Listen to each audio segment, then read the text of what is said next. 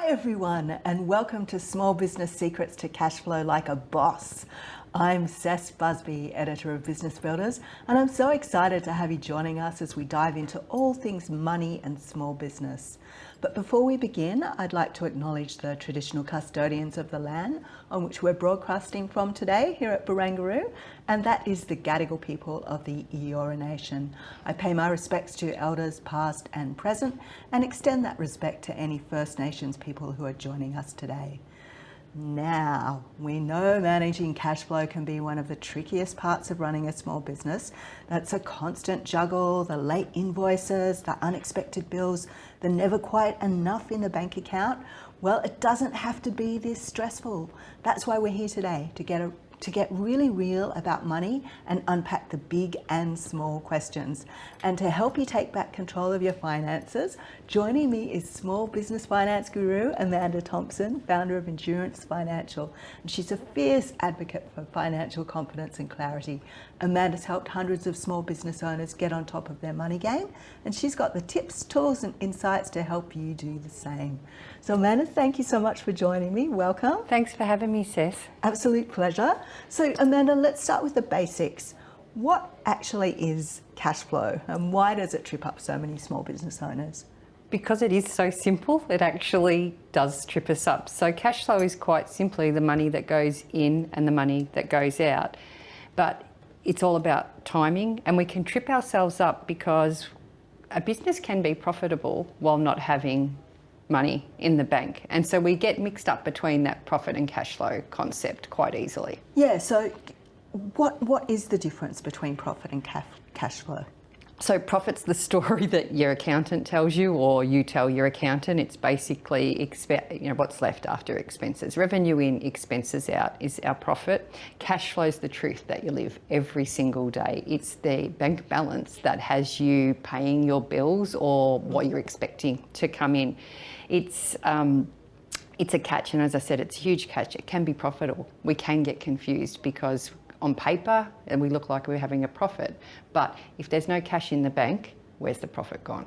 Yeah, and that could be because, people are paying you late or whatever. You might have invoiced for like $1 million worth of stuff and they still haven't paid 3 months later. Like, that's the real issue for a lot of business owners. It is, and if you're using accounting software like Xero, especially really startup companies, make that decision if you're on the cash or accrual basis. Most startups on cash, so make sure your Xero is on the right box as well, and that gives you a bit more real time. Yeah.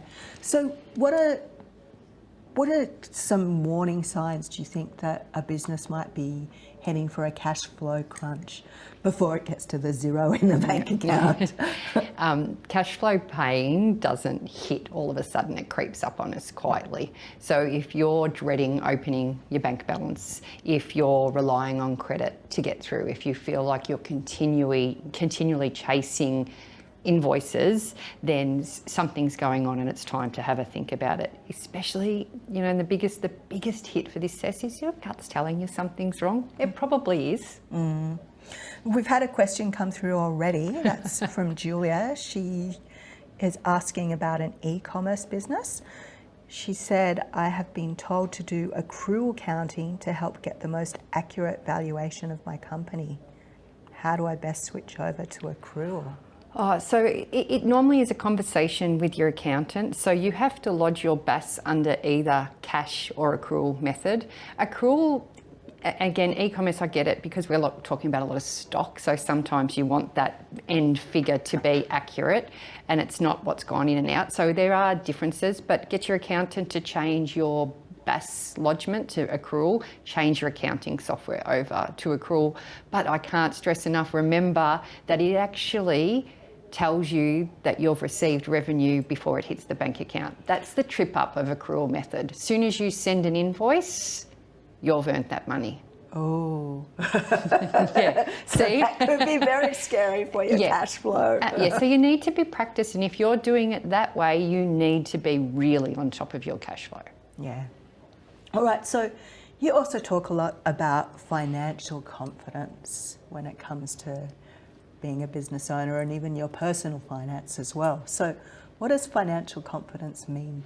So I think a lot of people get confused and think financial confidence is, I know absolutely everything and I'm perfect. It's not. It's having the confidence to ask the right questions of the right people. It's when you stop outsourcing all of the control of your business and bring it back. And that comes with practice, it comes with time, it comes with having the right people around you. It has nothing to do with understanding spreadsheets. That's my job. Really, I don't understand spreadsheets. Well, you've heard the saying, you don't need to understand spreadsheets to be good at numbers. It is true. You need to find ways that you understand what's going on in your business. And that could be, I tell a lot of clients to record their sessions with their accountant or their bookkeeper or their financial planner, because we do talk in financial lingo. We get excited. I'm getting excited now using my hands. We get excited, but it could take time for something that's not your jam to hit. So replaying it is a good way of getting that knowledge back in as well. Yeah, that's actually good advice, because you might not take everything in the meeting with your accountant, if you're recording it, then you can play it back and get more of a sense of what's going on. Because I think sometimes with money, people just get a bit deer in the headlights, don't they? They do, and fear overwhelms us. Again, I say financial confidence is knowing that you can ask any question you want. It is your business. That business is there to provide you what you want it to, not for an accountant to talk in circles. So for a business that might be just starting out, what's something they can do to make sure that they ensure healthy cash flow? I think so. It's a good follow-on. Healthy cash flow to me is understanding what you want from your business first and foremost. And to do that, you have to set your own personal goals first. We hear a lot about survive and thrive numbers. So a lot of people focus on that break even of their business. And if you haven't included a salary for yourself in that break even, that's where some dramas start to unfold. My 3 numbers, which surprises a lot of people, that you should look at regularly is your bank balance. That tells the story right in real time. Revenue, what's coming in? How is it looking? And the biggest one is your salary needs. What do you need to take home to provide for your family or your personal life? So you need to add that break-even point, or what your business needs to survive, and your personal needs, and there begins the cash flow. Yeah, it's interesting that you say that as well, because so many business owners don't pay themselves a salary, and they might just pay themselves out of the business every now and then. That's probably a very bad practice to get into. Do you know, it is that... Not that I want to shame anyone. No, but we're not doing that, aren't we? What we're trying to do today, and I think, and you know, I talk a lot about habits, is sometimes we've just got to flip that switch a little bit. What we'll find is, there's 2 things. Some business owners start as sole traders. Everything's mixed up to a certain degree anyway. What's left is the salary or the profit that you pay tax on. But if you're actually a business or a trust type structure, don't just take ad hoc, because it's really hard to gauge what you're doing, and we close our eyes and think it'll all just work out at tax time. I have seen that turn into messy loan accounts, tax bills, because you're not actually paying tax on your drawings. So I think that that's really key, that salary for yourself, because again, if your business is not working, then then is it just a hobby? If it's not paying you a salary, is it just a hobby? Yeah, that's very true. And I think the point you made with the sole traders as well, often their finances being very intermingled with their business. Would that be a recommendation you would make straight away? Like, separate your finances, open a new account? Absolutely. That's for the business. It's I say it's like sharing a toothbrush. You just don't do it. It becomes clunky, and again, if you're not financially savvy, you're going to get even more confused. So your grocery bill's sitting next to your BAS. It's not working properly, and you don't have clarity. With clarity comes knowledge. With knowledge becomes confident decision making. Now, those numbers you were talking about before, How often should business owners be checking their numbers, and what numbers are we talking about here? Weekly. As an absolutely minimum weekly, and I can get tough occasionally, and this is one of the times I get tough. If you don't have time to look at your numbers, you don't have time to run a business. It's your financial fitness. You can't expect to run a marathon if you go for one training session. You just can't. And it's the numbers, bank balance. I can't stress enough. It's a cash flow masterclass, isn't it? The bank balance is absolute key. And I truly believe that everyone should have cash flow forecasting. They should have something that they are working towards. It doesn't mean it's rigid. You change as you go along. But if you're not looking at your numbers, how do you adjust accordingly? Yeah, so are there specific tools that you might recommend for business owners then to track those numbers? I am a fan of keeping it simple. I'm a Xero person. I mean, we've got MyOb, we've got a whole lot of other ones. The problem I find with Xero, and it comes back to this financial confidence conversation as well, is that it is so easy to use. And we will often, if you're like me, you reconcile your accounts and all joy for the rest of the day. I can't handle not having reconciled accounts, but are you really understanding where that money is going when you're just ticking a box? So I think the best tool if you're starting out or you're having cash flow problems is having that cash flow forecast. Set it out for the year, have it monthly, but then track it against your actuals and then amend those years as it goes along. That seems like a really sensible way to tackle it, and not too overwhelming as well. And it's not, I mean, it can be though. Remember, they would say that first step is all that you need to take is, and it evolves. You'll feel so empowered and that's where the confidence comes from. Now, when we're talking cash crunch, I mentioned it earlier, often like invoices and things, late payers, that's the absolute bane for so many business owners. So what advice would you have for business owners about how to get paid on time? Invoice faster, follow up sooner. So if you're not spending time on your numbers every week, when are you finding time to send out your invoices? Get hard.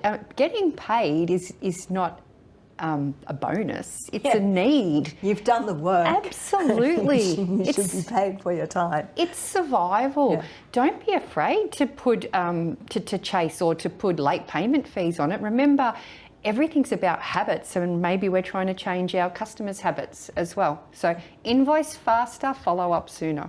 And what would be a typical sort of trading terms? Is it like 7 days, 30 days? Is there anything you would recommend for people so that they get paid a bit faster? I don't think there is a one fit shop. I get builders that charge for quotes now because paid equals committed as well, and then we're valuing our time. E-commerce businesses are a little bit different. It's an automatic payment, but if you're sending wholesale, it's about your own cash flow. Where's your buffer? If you're invoicing and it's a 60-day turnaround and you're going to have a whole heap of cash flow in the next 30 days, is that invoicing time frame work for you? Yeah, so what works for the business and frame it around that. We've got a question coming in from Lorraine, and she is asking, how do you deal with a client that hasn't paid yet? You can't afford to take them to court. So that sounds like it's a considerable amount of money. Oh, Lorraine, do you know what? It's tough, and I think that it's a tough lesson for a business owner to learn as well. You've got to set your boundaries. Sometimes you need to let it go, but take it as a learning experience. What's that saying? Fool me once, shame on you. Fool me twice, shame on me. So maybe go back and look at the progression as to why that invoice wasn't paid. You can take it to credit collection agencies. They'll take a cut of it, but getting some is better than none. I get that the legal system sucks in every way unless you're a lawyer or on the winning team. So yeah, it's tough, but don't beat yourself up. Remember to give yourself compassion, but learn. Like everything, we learn from our experiences.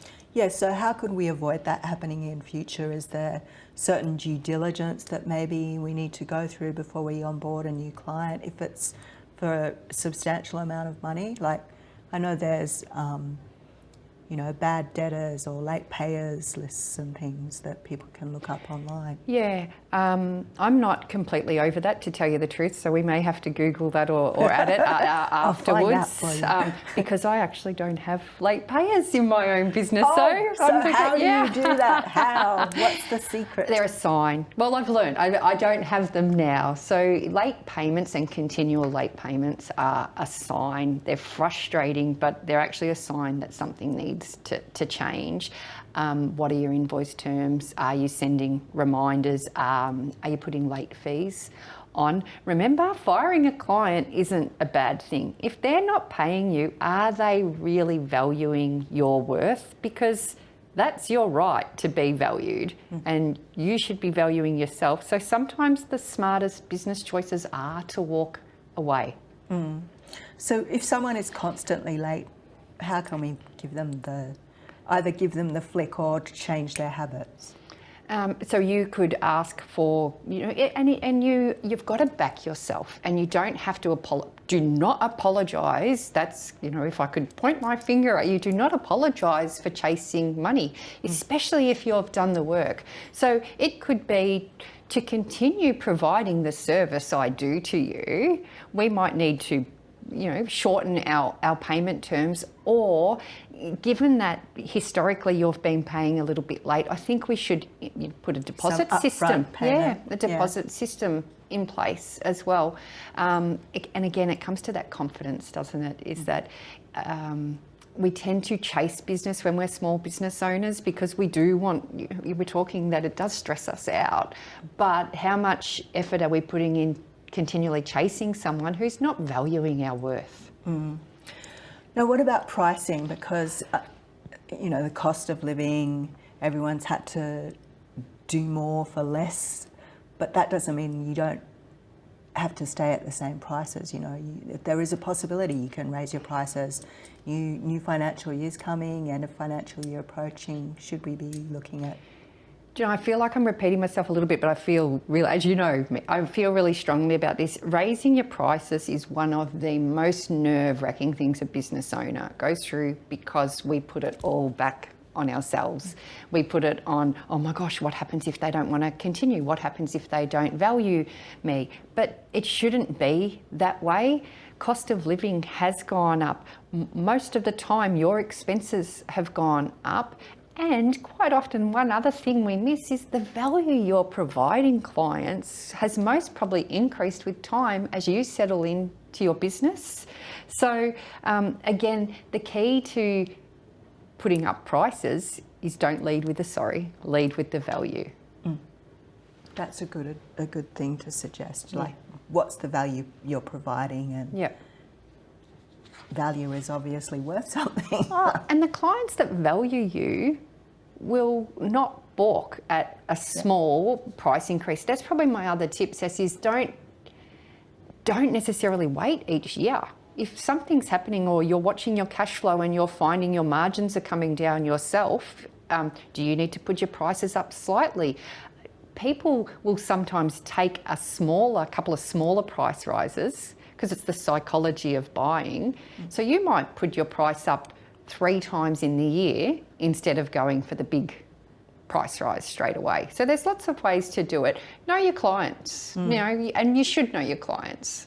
And is there kind of a psychology in terms of the number that you charge people? You know, like that whole 99 thing, that before it ticks over to the $20, like $19.99. They do. I think there is a psychology, and it comes in all different forms. But don't give away things for free either. Don't give away things at a reduced cost just to get a buy-in. I haven't done a lot of work in it, but because I try and charge in my business for the work done. You know, it's not necessarily an hourly rate, but it's normally a strategy proposal based on the number of hours. So have your way of working out how you pay, how you're paid as well. What about a business that might be seasonal? So, you know, the cash flow is not ever going to be even. Yeah. How can they, I don't know, work it so that they're not constantly in the dip and then, whoa, that's flying over the top of the wave? Yeah, it's looking at your past trends, so knowing what those seasons look like, both positive and negative. I was on a phone to a client just before, a florist, and she said, I think I might need to take a few days off, Amanda. Mother's Day was great, but I am exhausted. And so these trends are important because this particular client should be saying, I know that's when a lot of my cash is coming in, so I'm going to make sure that I push that out to a slower season. And we all have them. For me, it's December, January. People have other commitments. They don't want to be talking finances at that time of year, especially when they know they're probably going out to spend. But I also want to go to Christmas parties, and I also have Christmas presents to buy. So I've got to plan ahead for that December, January period, so I'm still getting paid. And that's the other thing is, in these slow seasons or the low seasons, one of the first things business owners will often do is cut their wage. But again, what are you doing? You're robbing Peter to pay Paul, probably because your personal finances will probably reflect that as well. Yeah, especially if you're a sole trader.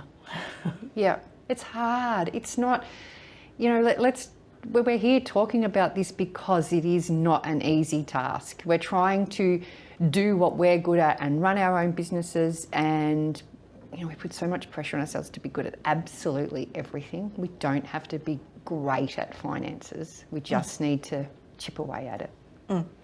I've got another question that's come through from Alona. She's saying, with putting up prices, corporates constantly shop around, and when they go elsewhere, it is a massive chunk of business for us to lose. Do you have suggestions of how to deal with this? So I'm going to break my own rule here a little bit because I try not to talk about percentages and things like that, but there is this saying that no more than 25% of your revenue should come from the one client. So therefore, if they're not going to take your price rise or they're going to shop around, you can work on other clients or have different offerings as well. I know it's not, we all run different businesses, and the idea of today is just to throw some ideas out there. They're not always going to be right for every business, but different revenue streams is really important where possible as well. So what would you suggest then, say, a business do if they see that that's coming, that's in the wind, they've caught an inkling from whoever their person they speak to normally in the big corporate world is going, oh, we might be going a different way next time around? I think that we cycle back to these cash flow forecasts, because when you're forecasting out, and if you think you're going to lose revenue even for a short amount of time, you can plug that into your forecast, first of all, and see what effect that's going to have on the business. And then that gives you time also to make decisions on where you may put more energy. Will you bring a new product in? Will you bring a new service in? Will you try and upsell another offering to someone else? Or, maybe it is an agreement that you don't necessarily put it up straight away in those big increments. Have a conversation, find a happy medium. There's another question from Karen, and keep the questions coming if you've got anything. We've got Amanda here for this limited time, so throw all your questions out there. Karen is asking, what's your favourite cash flow tool for forecasting and monitoring? Oh, you're just going to laugh me out of the studio now. Is my cash flow forecasting spreadsheet, an old school spreadsheet that I know the algorithms, like I know what the formulas are, I know what's behind the scenes. However, again, Xero has good cash flow, good budgeting tools within it. It can be a little bit difficult to get your head around. Xero has great resources, but also if you do have a bookkeeper, they should be able to show you how to use those. Don't just plug figures into it, pay attention and learn to use those yourself. Yeah, So is your cash flow spreadsheet available? No, normally if you send me an email and ask me, it's very simple, but it works. So send Amanda an email and she might flick that cash flow forecast tool your way. What about financial buffers? What should every business have one, and what should they look like? I'm about to go on my rant here. When you sent these questions through, I was giggling, thinking I can't help myself because this flows into everything I believe in. Don't follow the crowd. Every single person, every single person's goals, every single business offering is unique. So how can we tell you how much of a buffer? Sure, the numbers that go around are 2 to 3 months worth of expenses, but I say that the biggest test is the sleep test. What's going to stop you waking up at 2 a.m. in the mornings thinking, oh my gosh, what happens if something happens? So again, you have to go back to your grassroots. What do you need? How does that work? What's the impact? And the best way to do it is, what happens if you're out of the business? What does the business look like? That's your starting point, and that's probably your buffer. Oh, Alona, back again. As a husband and wife team, how is the best way to go about paying ourselves first? Just start doing it, Alona. Pay yourself. If you're both in the business, and again, this is general advice because I'm getting a little bit specific. If you're both in the business and don't have external jobs, then you could just do your 50-50 options. Often, depending on your business, if your business is profitable, you could take a wage and then potentially pay dividends. Like, I know we're getting into tech speak now, but Alona, if you feel that you're not doing it right, chances are there is a better way. Reach out to your accountant, bookkeeper, email me. I'm happy to have a chat. But there are lots of ways. It's about trying to decrease overall tax. So a way to get the most money in your hand. This is more a statement from Joel. He's like, why is it always the bigger businesses with finance departments, etc., the ones that take so long to pay invoices? It's so ironic that small businesses are much better at paying on time. I totally agree. Isn't it? I had clients that sold to Officeworks. I shouldn't pick out one, but it was just, and they would continually change their payment terms as well, because they have that monopoly, don't they? They have that over us. So I agree. I don't think it's fair. I don't have the answers. It is a good statement, and we all know that some things aren't fair, and that is one of them. Yeah. There is the late payment times register now. I think the Small Business Ombudsman was the one who campaigned to get it set up, which if there is a corporate or whatever, there's a payment reporting. They have to report on the time it takes them to pay their small business suppliers. And if they're not paying on time as well, you can register them, name and shame them. And it's bad for them as a big corporation to be called out that they're not paying their small business suppliers on time. So if you have someone that's repeatedly doing that, I would suggest you do that as well, because they're trying to get a lot tougher and they're trying to make it 30-day terms, even 7-day terms in some instances. So I would definitely name and shame those people. I like that you're tougher than I am. So what about spending? Where do small business owners go wrong when it comes to spending? It's like personal spending. We're often reactive.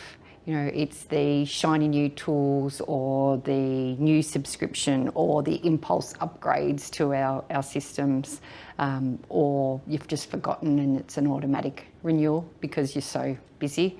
But just like in your personal finances, if you don't have clarity around your goals, you won't be intentional in your spending. And by intentional, I mean every single purchase you make in your business, you should actually say this to yourself: what am I sacrificing to buy this? It's no different than our personal, I do it every time when I go buy my bottle of red wine. What am I sacrificing to enjoy this red wine? So same with business. I always I always say though that while we're on this topic though, that it's about this salary. Work hard, get paid. Tax, it's going to come, so don't hide from it. And downtime, have you got those buffers? We've been talking about it. So that's what you're sacrificing if your expenses are coming higher. It's not, mindful spending isn't about restriction. Again, it's about knowing and having clarity on what your purpose is for being in business. I know you don't like the word budget. But, dirty word. but what are some things that businesses should budget for that they often forget about? And maybe sometimes the tax thing is one of those. Yeah, it's funny, isn't it? When things get tight as business owners, we are tempted to just go in and slash costs wherever we can. Take a step back, do it with purpose, do it with an understanding of your figures. Why? The first question you ask yourself is why? Is it stock that isn't moving? Is it subscriptions that I'm not using? We're talking about increasing prices. Has my subscriptions been bloated in terms of the expense? Here is the big one though, do not cut your pay. So many times that when cash flow's tight, I see business owners say, oh, I'm just going to not pay myself this week. That will fix everything. And when we're talking about habits, you're creating a bad habit there, because once you do it, that's actually an easy out. You've done it so that when cash flow gets tight again, I'll just cut. I just won't pay myself again this week. But it's a rolling effect, because unless you're overpaying yourself, chances are you're going to cause yourself issues in the long run. Take a lens, look in and figure out not just cutting back expenses, but should you be putting your prices up? So remember, cash flow isn't just about what's going out, is how do I get more in? I'm repeating myself, but do I put a new service or an offer? Or do I increase, do I put more attention on something that the margins are bigger on?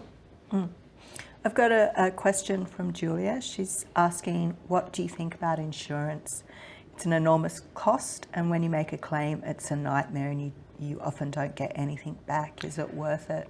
Are we talking personal insurance or business insurance? I think in all insurance is, again, it's a personal decision, but what you're doing is you are insuring on the what if. It's private health insurance is the same thing. Yes, and it's a business insurance. Business insurance. Yeah. Look, I've seen... So maybe it's business interruption or something like that.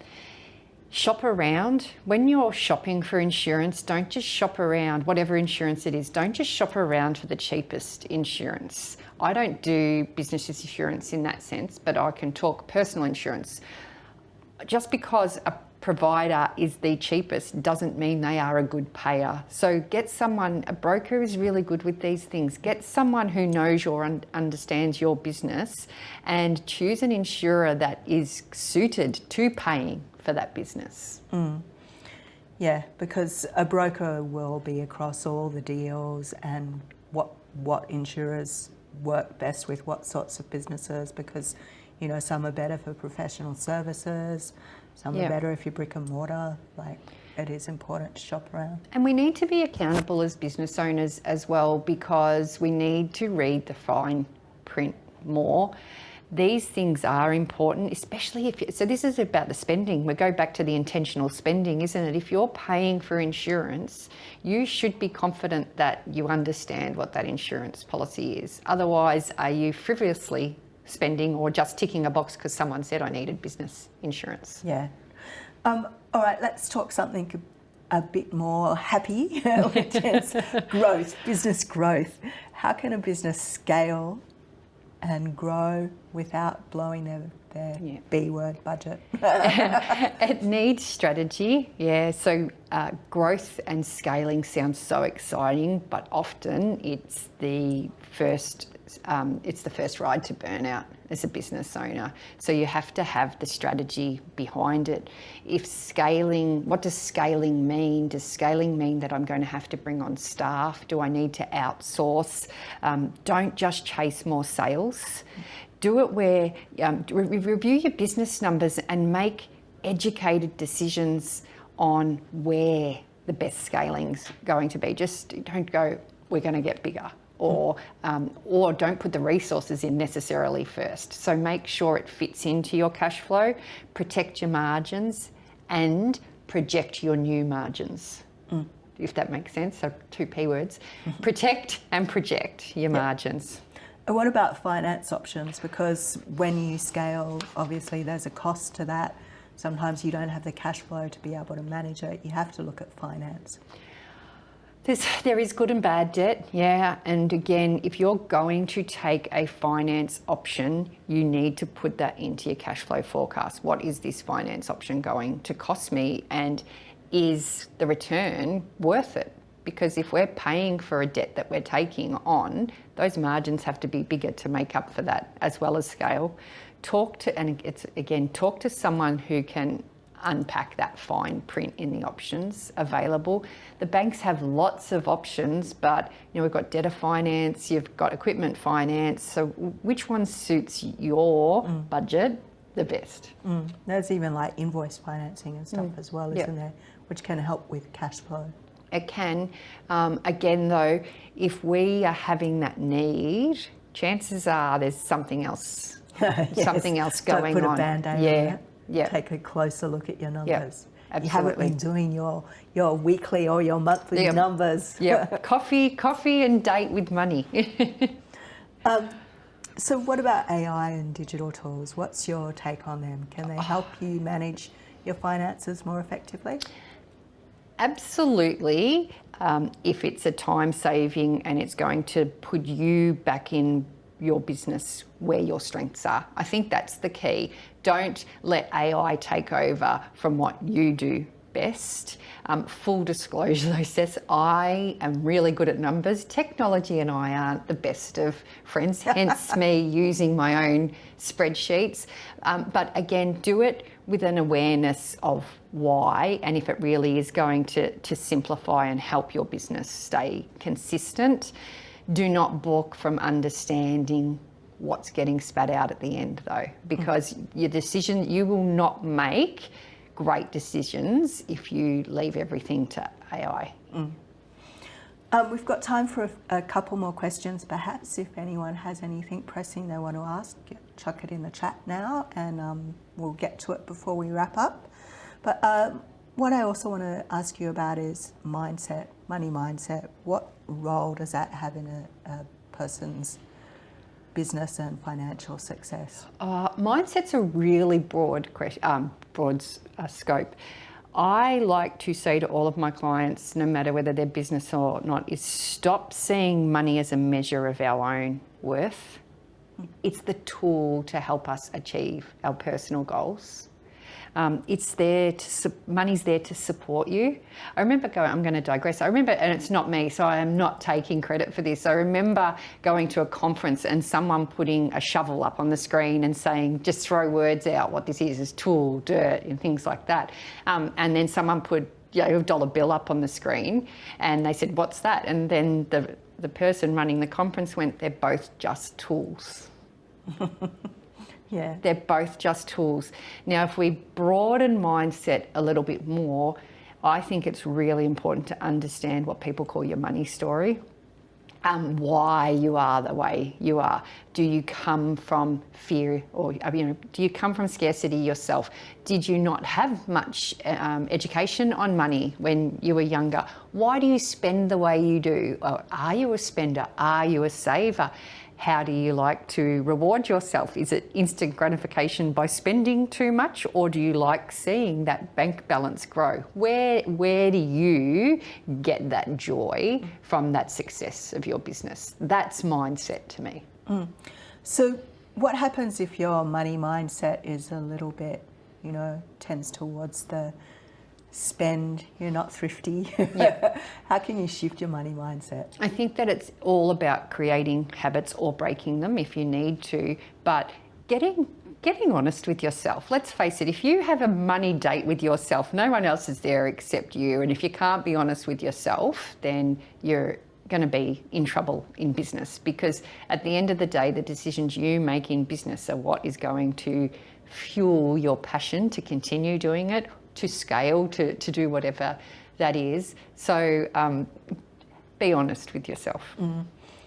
We've got a last question from Julia, and she's saying, what are the most important financials to pay attention to in order to best sell your company? Oh, do you know what? There's a whole host of them. They do want profitability. They do want to see. And one that, again, I'm going to bang on about this, one that actually goes unnoticed or doesn't get put to the top is that this company can pay you a salary. So not only is it making a profit, but if your financials can show a potential buyer that it has a salary attached to it as well. The other thing is you don't want a lot of liabilities in there, like leave balances. I've seen companies really slip up when they're selling, when their liabilities for leave are quite high. Really? Yeah. So what do you do then if you've got some recalcitrant workers that won't go on holiday? So, well, I think that but I mean, again, studies have shown, and I can't quote exactly what studies, that if you haven't taken holidays, you're not going to be as productive as an employee anyway. So you can put in some, I mean, I don't think you can just go bang, take holidays, but start to put in some more culture around that. If you've got over 4 weeks leave accrued, we're going to encourage you to take them. And please, business owners, encourage them to take their leave. Don't pay them out, because otherwise you're going to get an unproductive employee somewhere along the line. But for Julia, the bottom line is the Profitability. Profitability. Yep.